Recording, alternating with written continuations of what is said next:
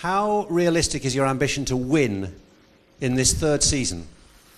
Well, it will certainly be difficult because the two teams in front of us, they are the strongest, the most experienced, and they will certainly do a big leap over the winter as well. So it only means we have to improve more than they will. Since we made good progress in the past 2 years, I'm really confident we can do it again and close the gap. You talked in the past about the first 2 years being building up. So is this now when it gets serious? Yeah, that's true. The 2-year ramp-up phase is completed, has been completed by the end of last year.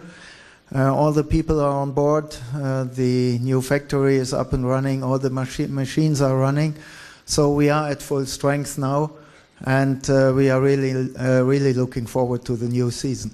What about money? Always a good subject. How much more do you spend now as a team in your own right as opposed to when you were an engine supplier?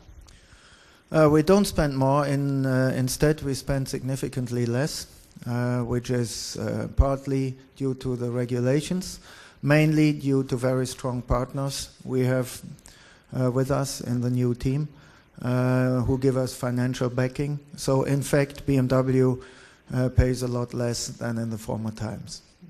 Now, all this talk about new things changes, Mario, and here you are as an engine man, and you can't do anything particularly with the engine at all. How frustrating is that for you? Oh, well, it's not too frustrating. There's enough work to do, because we are moving in Formula One from a conventional combustion engine to a more and more complex powertrain in the coming years, and obviously we are working on these things already. But even for this year, there was quite a lot to do. Willie mentioned already the new electronics, the standard electronics, which gave us some headache in the past few months.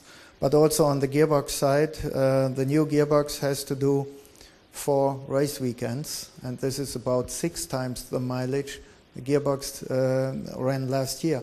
So this is quite a challenge, and we have designed and developed an all-new gearbox again. But where do you get horsepower from them? Any extra horsepower over the winter? Is that possible to find any? Have you managed to eke any out? Well, you always find something. So in these days, the engine environment is still open for development, and which means induction and exhaust train.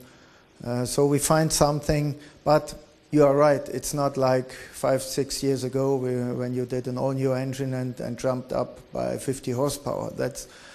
These days are gone. But with the dawn of the kinetic energy recovery system, which we will raise in only 14 months. We are very busy now to combine the combustion engine with the electric motor and the storage unit. And this is exciting, very exciting for powertrain engineers again.